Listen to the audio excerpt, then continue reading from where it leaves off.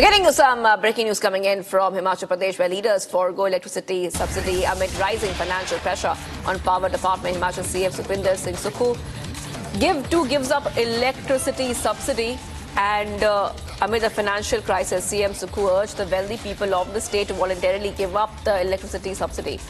A big update coming in right now, Republic TV viewers, where we are learning back-to-back updates.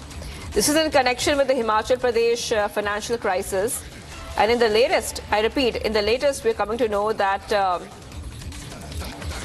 big updates where leaders have foregone the electricity subsidy amid rising financial pressure on the power department. I just want to go ahead and play out those reactions we're coming in, because the Himachal CM Sukhu has also given up the power subsidy on 5 connections and has urged others to emulate.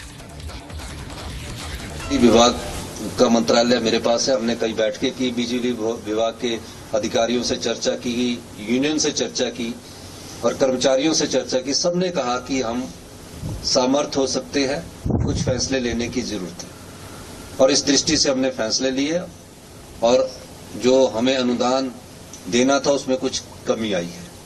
लेकिन हम सोचते हैं कि जो समृद्धशाली लोग हैं और जो धनवान लोग हैं,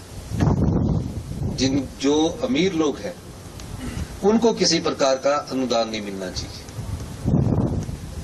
और इस अनुदान के दृष्टिकोण से मुख्यमंत्री के तौर पर जब मैं हूं, मुझे सब कुछ मिलता है, हमारे मंत्रिमंडल के सदस्य सब कुछ मिलता है और हम पे करने की कैपेसिटी में है।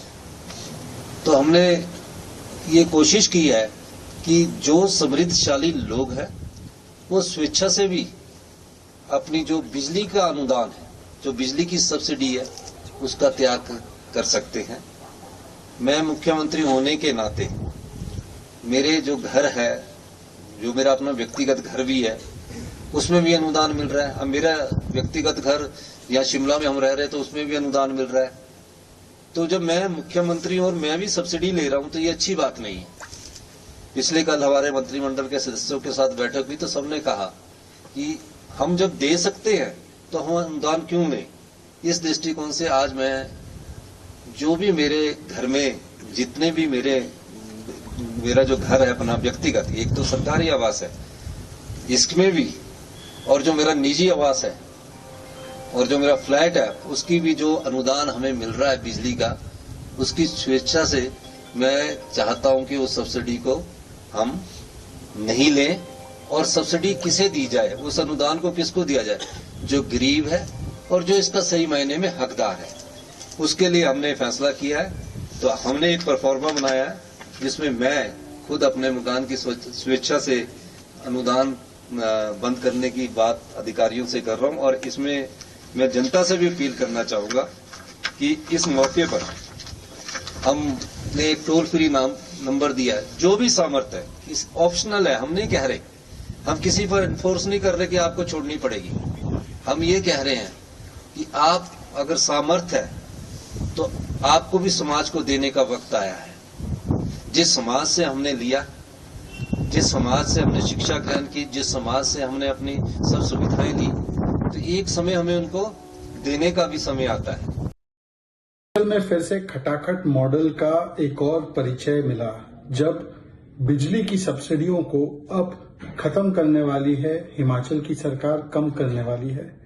वादा किया था मुफ्त में बिजली देंगे, वादा किया था कि हम दाम कम करेंगे, परंतु सरकार में आने के बाद इस प्रकार की खटाखट गारंटीज पूरी करने के चक्कर में और लूट के चक्कर में तिजोरियां खाली कर दी और अब न सैलरी पेंशन दी जा रही है, अब पेट्रोल डीजल पर टैक्स बढ़ाया जा रहा है, टॉयलेट पर टैक्स लगाया जा रहा है, बिजली पर सब्सिडी देने के बदले सब्सिडी काटी जा रही है और बिजली के दाम भी बढ़ाए जा रहे हैं।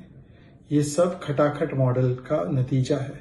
अब तो हिमाचल प्रदेश में कहीं पर हिमाचल भवन निकलने की बारी आ रही है, कहीं पर हिमाचल प्रदेश के बड़े बड़े जो सरकारी होटल्स हैं उनको भी बेचने की या उनको भी बंद करने की बारी आ रही है।